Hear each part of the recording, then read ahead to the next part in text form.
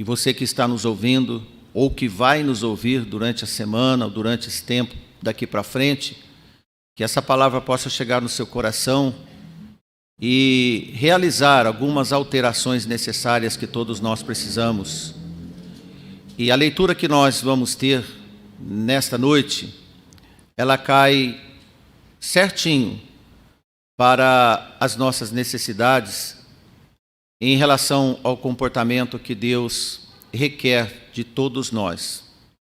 Quando eu digo de todos nós, são aqueles que estão dispostos a obedecer o Senhor. Nossa leitura de hoje está na carta do evangelista Tiago, capítulo 3. Nós vamos ler do versículo 13 ao versículo 18. Quem não está com a sua Bíblia, por favor, preste bastante atenção e olhe aqui na projeção que vai estar aí para você poder acompanhar. Leitura. Quem dentre vós é sábio e entendido, mostre pelo seu bom trato as suas obras em mansidão de sabedoria. Mas se tendes amarga inveja, sentimento contencioso em vosso coração, não vos glorieis, nem mintais contra a verdade. Essa não é a sabedoria que vem do alto, mas é terrena, animal e diabólica. Porque onde há inveja e espírito contencioso, aí há perturbação e toda obra perversa. Mas a sabedoria que do alto vem é primeiramente pura, depois pacífica, moderada, tratável, cheia de misericórdia e de bons frutos, sem parcialidade e sem hipocrisia. Ora, o fruto da justiça semeia-se na paz, para os que exercitam a paz. Amém? Oração.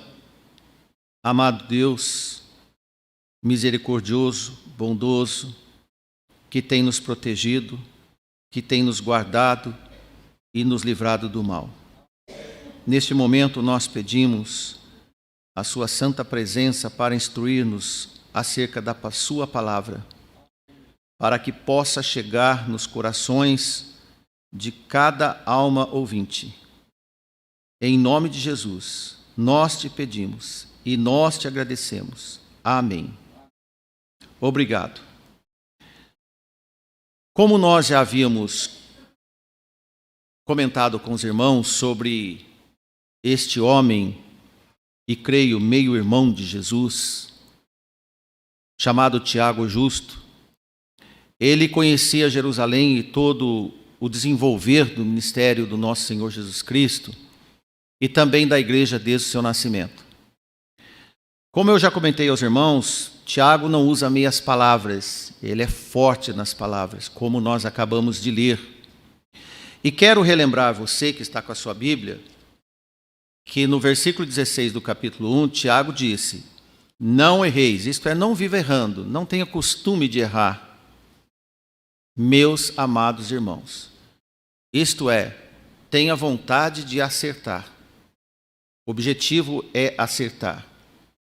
Nesta nossa leitura desses poucos versículos, poderíamos repartir em 3 partes para quem gosta de analisar o texto. A primeira parte, ele faz uma pergunta. Como sempre, ele não fala nome, mas ele coloca a apresentação na igreja dessa pergunta: quem dentre vós é sábio e entendido? Como estou fazendo uma pergunta agora para vocês, meus irmãos de Pereira Barreto, quem aqui é sábio e entendido?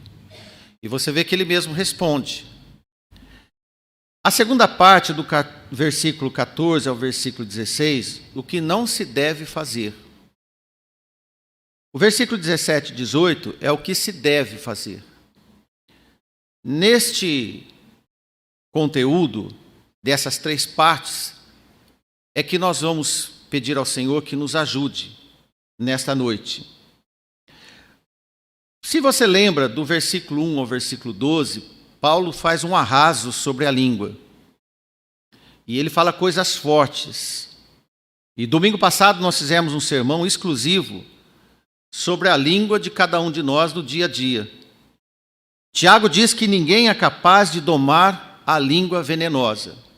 A língua de todos nós é venenosa. E que nenhum homem é capaz de domar. Lá ele diz que os navios, com um pequeno leme, ele é dirigido, que o animal com freio na boca é dirigido, mas o homem não tem jeito. E ele diz, com várias riquezas de informação. De forma que o assunto da tragicidade da língua, ele já pula para analisar, isto é, ele passa para analisar, e hoje nós vamos também fazer como Tiago fez, se Deus quiser e nos der a oportunidade, devido às sequências dos seus escritos, o teste de comportamento público, como foi a pergunta pública que ele fez. Quem dentre vós é sábio e entendido? Então ele fez um teste de comportamento público das atitudes. E a resposta dele foi do bom trato nas obras, em um estado espiritual de mansidão e sabedoria. Final do versículo 13. Ele faz a pergunta e ele mesmo responde. Então ele diz, mostre pelo bom manejo das suas obras que você tem e seja um manso sábio, mansidão e sabedoria. Olha, irmãos, ele diz mansidão de sabedoria.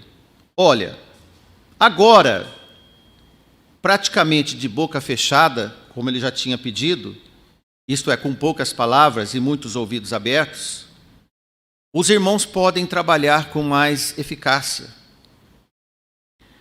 dando um bom testemunho nas dificuldades, porque dificuldades, não só na época de Jerusalém, em qualquer tempo, nunca faltou.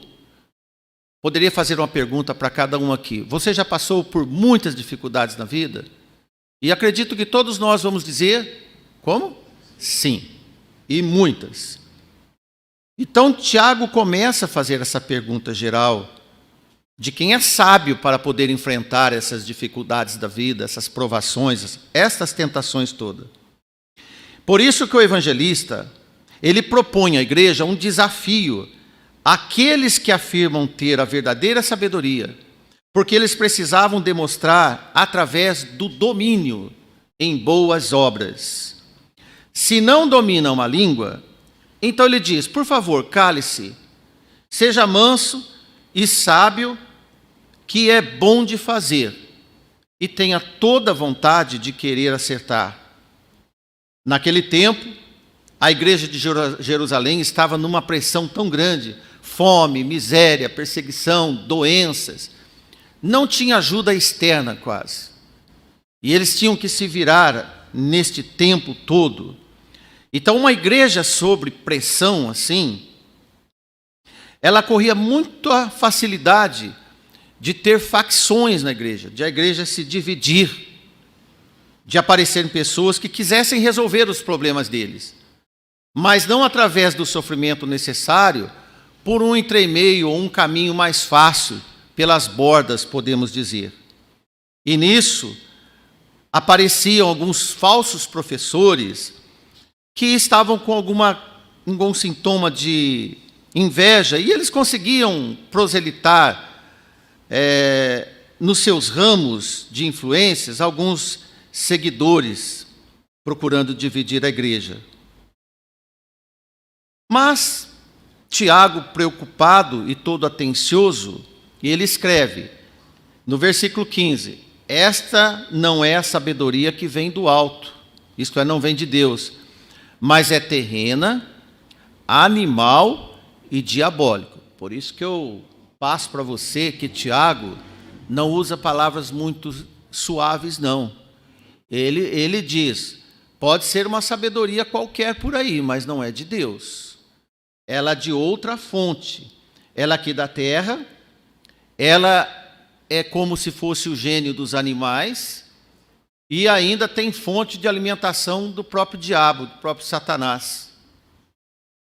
Na verdade, meus irmãos, Jesus ensinou que nós saberíamos diferenciar os verdadeiros professores dos falsos pela maneira que eles se comportam. Não só como falam, porque as pessoas falsas acabam falando bonito, são mais convincentes. E Tiago faz esse alerta. As atividades, as falas, as realizações de cada um revelarão o verdadeiro núcleo de fé que cada um tem, ou diabólico, isto é, mostra a serviço de quem está. Todos nós temos essa oportunidade de mostrar a serviço de quem nós estamos. E Tiago faz a pergunta: como provar? A maneira que nós nos comportamos. A nossa vida mostra quem nós somos. E ele, logo no início, ele diz, seguindo os passos do que ele foi passando para a igreja, com mansidão de sabedoria. Ora, irmãos, uma mansidão sábia e prudente é que se pode demonstrar a compreensão que cada um tem de Cristo. Quando você é sábio e prudente, você mostra a compreensão de vida que você tem do seu Salvador, pela maneira que se vive, com as obras de cada um, como as obras de cada um se apresenta. As motivações sempre estão guiadas pelo impulso de quem rege o coração.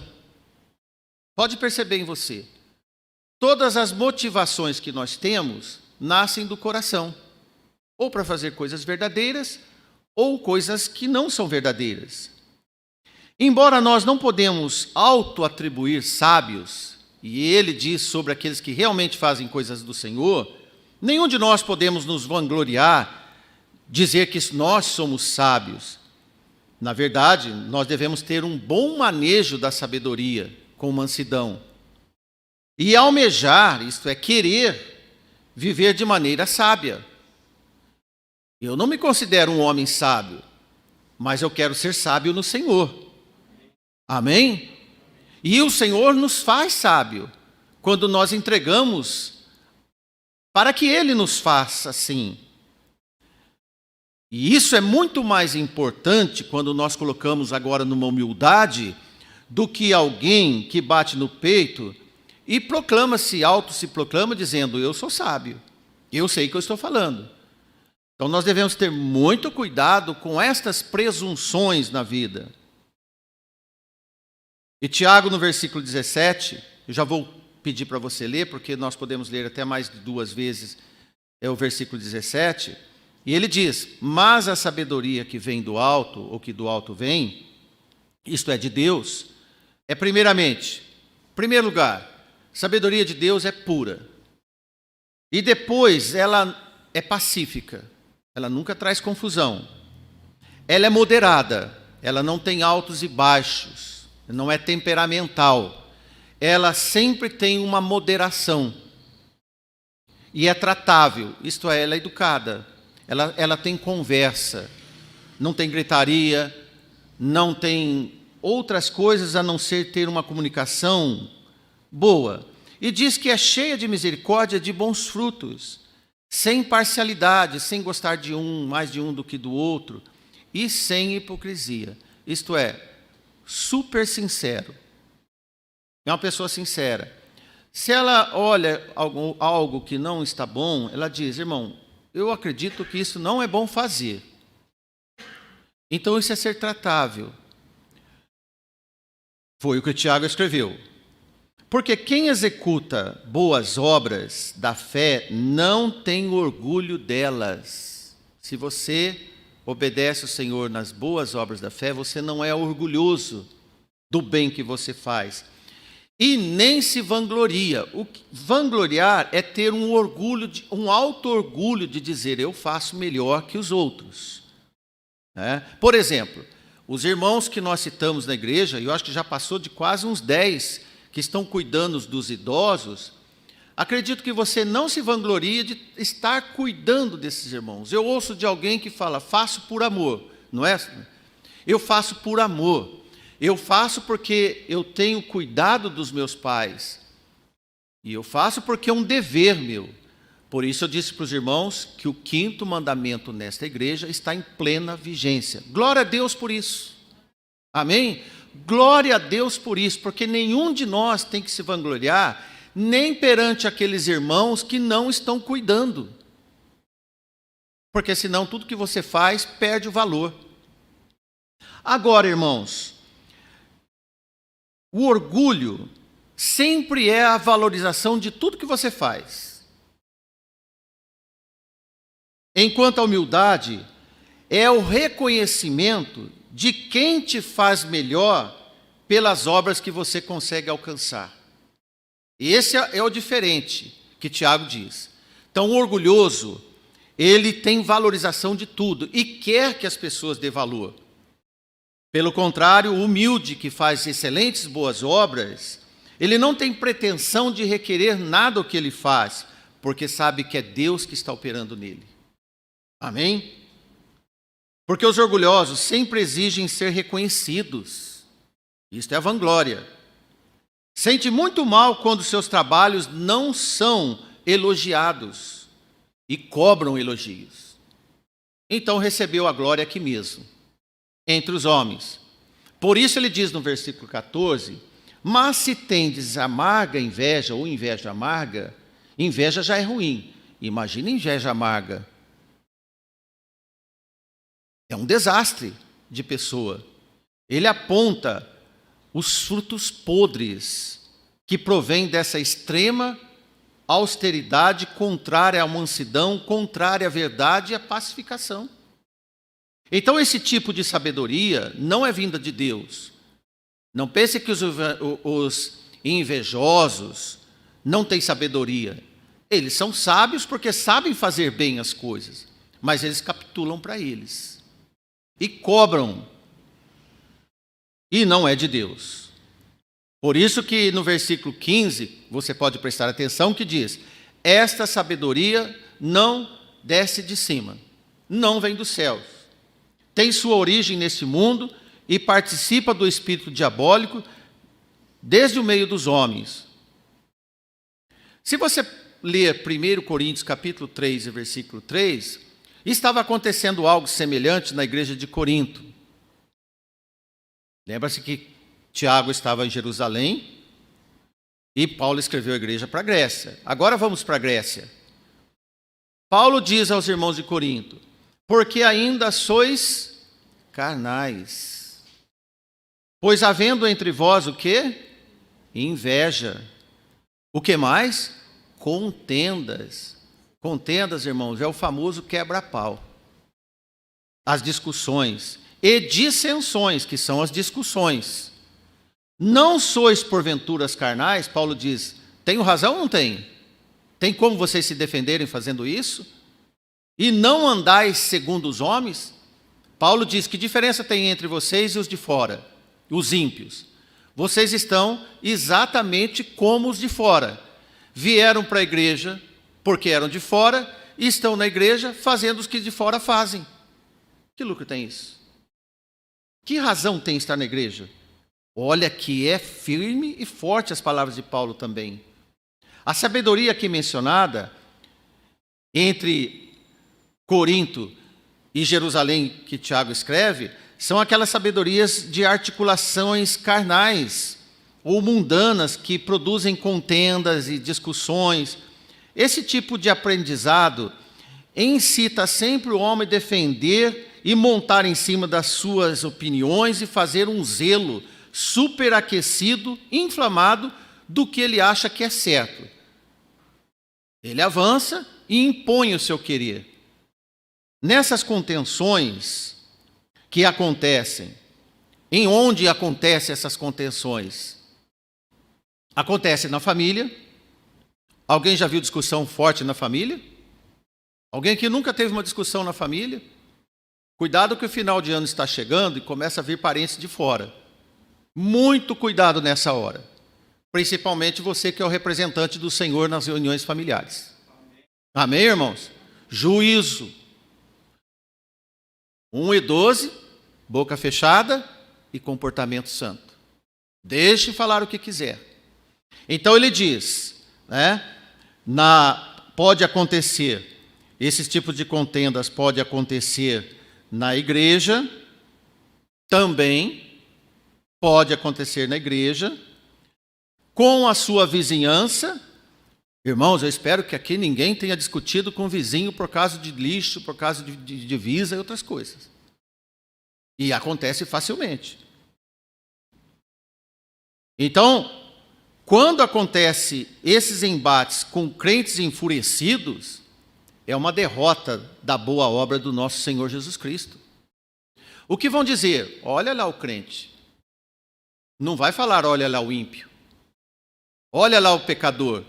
Mas com certeza vão dizer, olha lá o crente que ele está fazendo. E o nome do nosso Senhor Jesus Cristo é jogado na lata de lixo. Porque você é crente. Então nós temos que ter cuidado como nós nos comportamos em qualquer lugar que for. Porque você viu que Tiago diz que é diabólico? Porque quem é que está comandando e coordenando todas essas contendas? Satanás. E crentes submissos a esta farra de Satanás. Desavença. Desobedecem, primeiramente, com a língua desenfreada. Toma conta. Por isso, todos nós devemos ter muito cuidado pela maneira que expressamos nossos comportamentos. Muito cuidado é pouco, irmãos. Porque Satanás está sempre de espia. É como se você estivesse dentro de casa, ele olhando pela fresta. É como você vai numa festa de aniversário, ele está te olhando lá na sua mesa. Se você, meu irmão, é um crente e vai numa festa, Satanás está olhando para você. Para os dele, ele não olha tanto como ele olha para você. Você pode ver que as pessoas observam os seus erros e não os deles. Porque representante de Satanás tem tudo quanto é lugar para te provocar e fazer coisas desnecessárias. Então, se há alguém amargurado de espírito, esse sentimento vai ser a porta de entrada de Satanás para que essas coisas aconteçam. Se um de nós aqui está amargurado de espírito, revoltado, frustrado na vida, irmãos, é porta de entrada para Satanás operar. Seja onde for, ele vai arrumar uma oportunidade para você ser o alvo dele. Onde for que Satanás possa aproveitar essa oportunidade. Uma, porque ele não tem respeito nenhum com nenhum de nós. Então, essas catástrofes de testemunhos, pode acontecer sim na igreja, na família, em lugares públicos, irmãos, e até no velório, se abusar. Temos que vigiar. Porque Satanás é que escolhe o palco para causar o maior escândalo possível e chamar a atenção de todos para si e denunciar a fraqueza dos envolvidos e causar estragos ao nome do nosso Senhor Jesus Cristo. Por isso que a Bíblia diz, vigiais para que não entreis em tentação. O maligno não entende de união, ele não conhece a paz que só Jesus pode dar. Você compreende? Satanás não entende de união, não conhece a paz de Jesus, mas Satanás pode destruir o que ele não tem e nem conhece. Ele não tem paz, mas ele pode destruir a sua paz. Ele não tem união, mas ele pode destruir a união da igreja e a união da sua família. A união que você tem no seu emprego, na sua escola. Então, o negócio dele é causar estragos. É o que Tiago escreve. Tome muito cuidado, que Satanás quer causar estrago na igreja. E ele tem prazer nessas operações e realizações malignas e perversas, como Tiago escreve. Satanás ocasiona muitos desses estragos nos lares, com todos os vizinhos possíveis, e ambientes, trabalhos e tudo mais, como nós já falamos 3 vezes. Tudo para impedir a sua pregação do Evangelho. Como que você vai pregar o Evangelho com quem você discutiu? Como você vai pregar o Evangelho com quem você está de mal? Como você vai pregar o evangelho para quem você não olha mais? Você pode responder, a não ser que você vai com toda humildade e pede perdão e diz que realmente errou. Assim você vai passar uma raspagem na operação de Satanás. Porque ele quer impedir, ele faz de tudo para impedir a pregação do evangelho. O bom ambiente, o bom testemunho, tudo isso para sujar o nome do nosso Senhor Jesus Cristo. Quantas vezes ele já não conseguiu e não deveria? Isso não deixa de ser uma tática de sabedoria, como Tiago escreve, mas não é do céu. É diabólica, dos maus, e é de Satanás. E é importante, meu irmão, minha irmã, você reconhecer que Satanás é muito mau, mas muito mau mesmo. Por isso que ele é o maligno. E vem de maldade. Maldade 24 horas por dia. Mas ele não é burro. Desculpa os burros animais, mas é para você entender bem. Mas ele não é burro, ele é astuto. Ele é sagaz. E ele é inteligentíssimo. Sabe como fazer o mal com precisão cirúrgica. Satanás não faz mal de improviso. Ele sabe onde ele atua. Que nenhum de nós seja a oportunidade de Satanás se manifestar, mas seja que a oportunidade nobre de Jesus se manifestar. Amém, irmãos?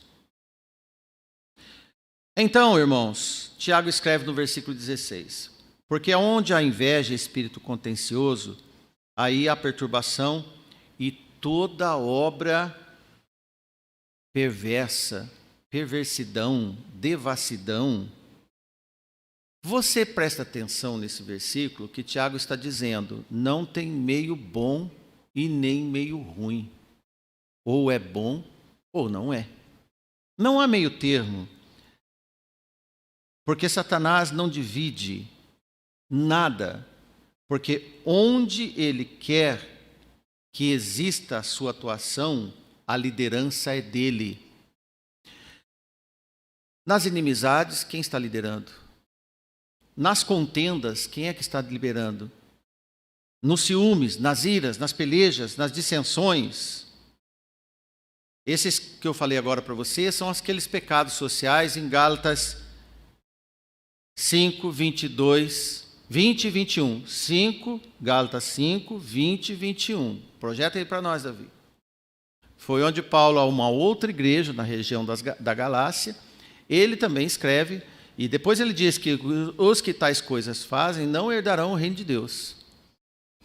De forma, irmãos, somando em Tiago 3 e 6, projeta aí para nós, Davi 3 e 6, o versículo 6, veja o que Tiago escreve, língua de fogo. Assim também a língua é um pequeno membro que gloria-se em grandes coisas. Vede quão grande bosque um pequeno fogo incendeia. 3 e 6. E a amargura, sentimento contencioso no coração, no versículo 14. Esses são alguns instrumentos afiados de Satanás para fazer crentes fracos cirandarem, como ele quis fazer com Pedro certa vez. Sabia que Satanás queria cirandar? Cirandar é igual jogar peteca. E Jesus não deixou, mas muitos crentes têm cirandado sim. Por outro lado, para entrarmos na finalização desse culto desta noite, mais alguns minutos, peço que você continue prestando atenção. A verdadeira sabedoria do céu, em primeiro lugar, ela é pura, sempre. Ela é mansa. Vamos falar vários adjetivos. Ela é mansa.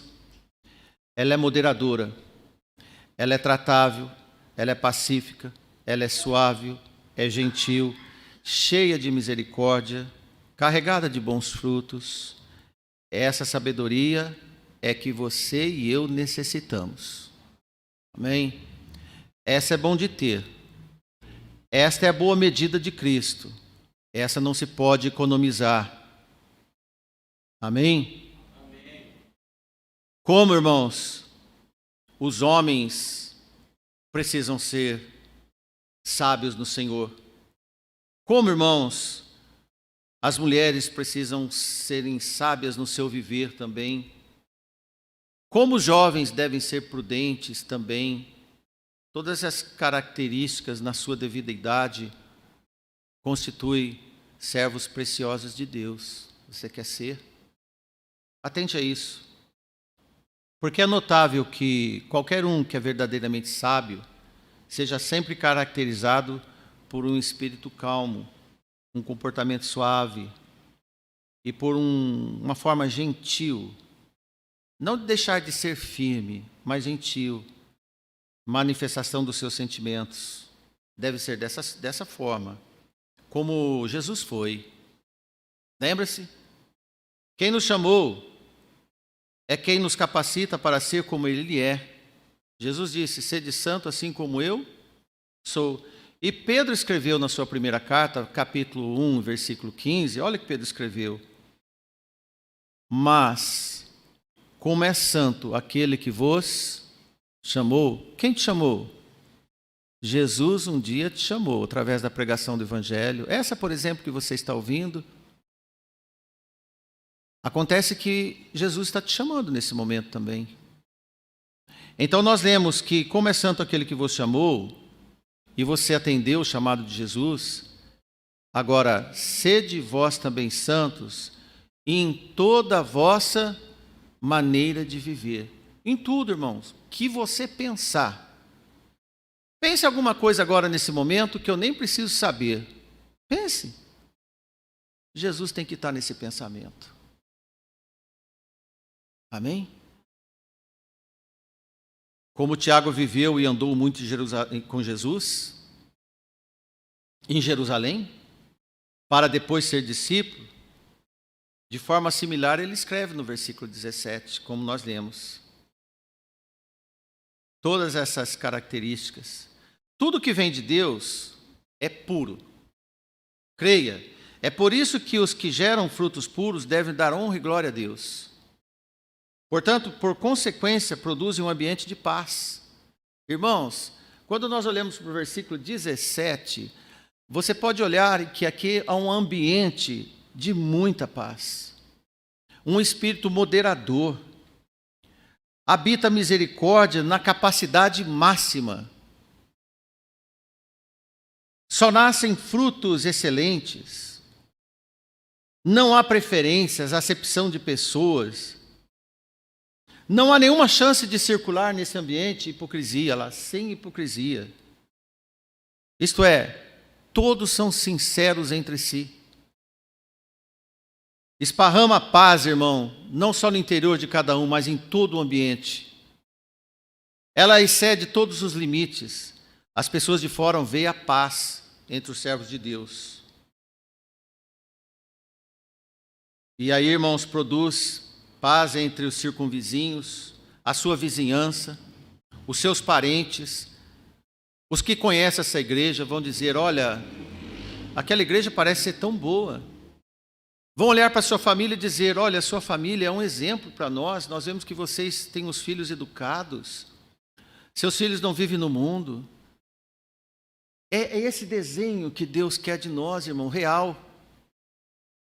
Você não quer isso para você? Pois a palavra de Deus está nos dando.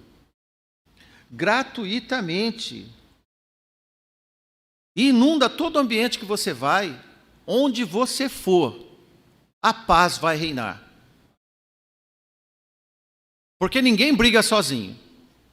Não é verdade? A paz vai reinar. Os irmãos unidos e reunidos não devem apenas preferir a paz, devem viver em paz e devem transmitir a paz de Jesus.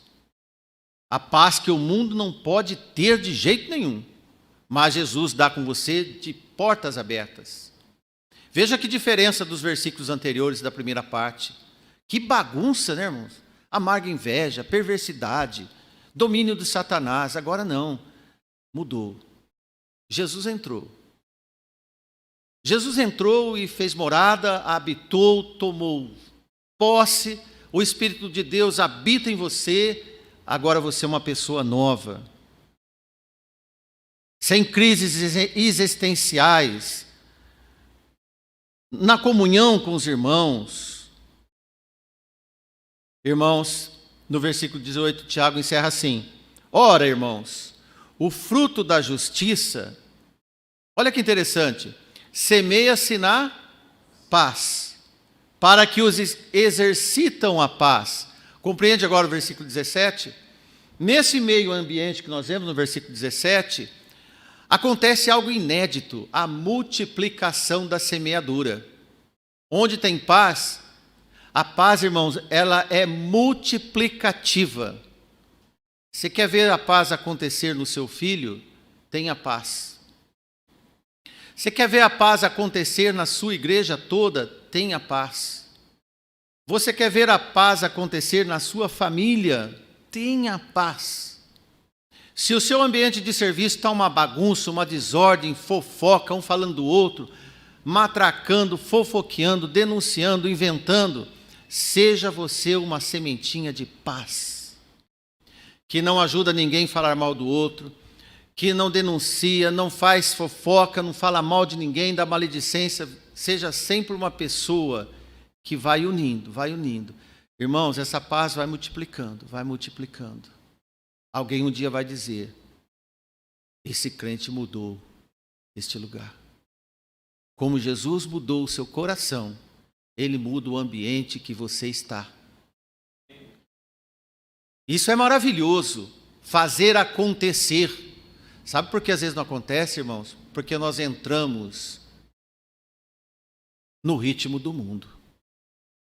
Porque quando nós ouvimos alguém falar de alguém, nós multiplicamos a fofoca. Porque quando nós vemos alguém reclamar, acontece que os irmãos começam a reclamar também. Breque, corte isso. Não deixe Satanás, não seja veículo de Satanás.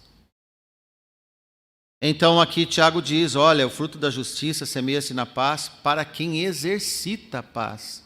Não para quem sabe paz. É para quem é exercitador, operador da paz. E para terminar, eu quero te falar algumas palavras sobre esse versículo. Se você prestou atenção até agora, preste mais ainda.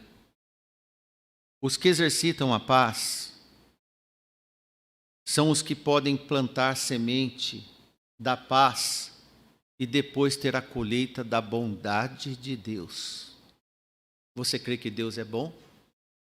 Semeie a paz, que Deus vai ser bom com você.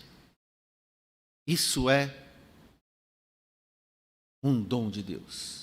Além do mais, Jesus disse que somente os filhos de Deus são de fato os plantadores de paz.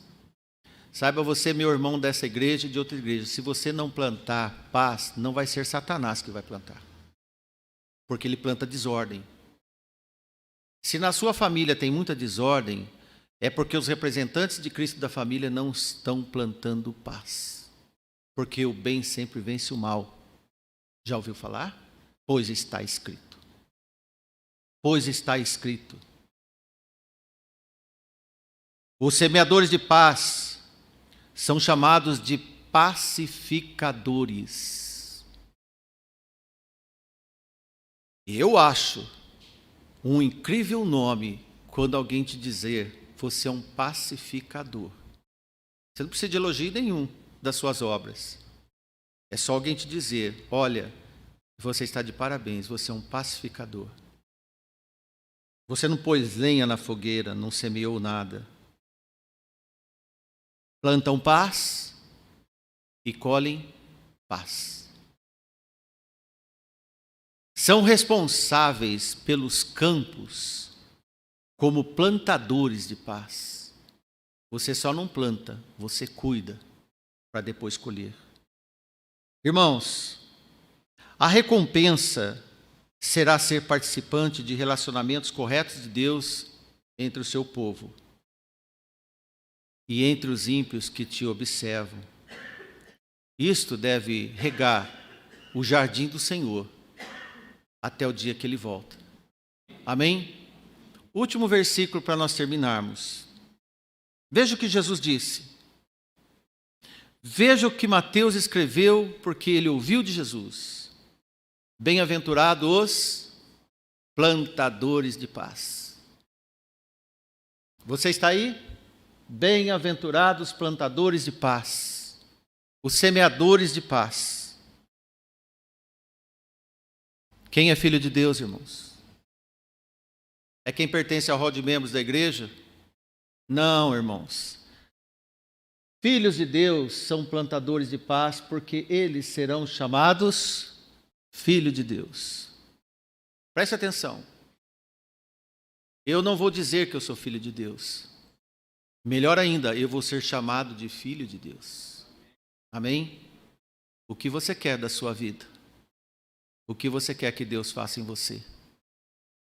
Então eu te faço uma pergunta, parodiando a primeira pergunta de Tiago. Lembra-se? Ele diz: quem dentre vós é sábio e entendido? E ele responde. Podemos perguntar: meu irmão, você quer ser chamado filho de Deus por alguém? A resposta está aí. Seja plantador de paz. Seja filho de Deus. Boa noite a todos. Deus nos abençoe cada vez mais.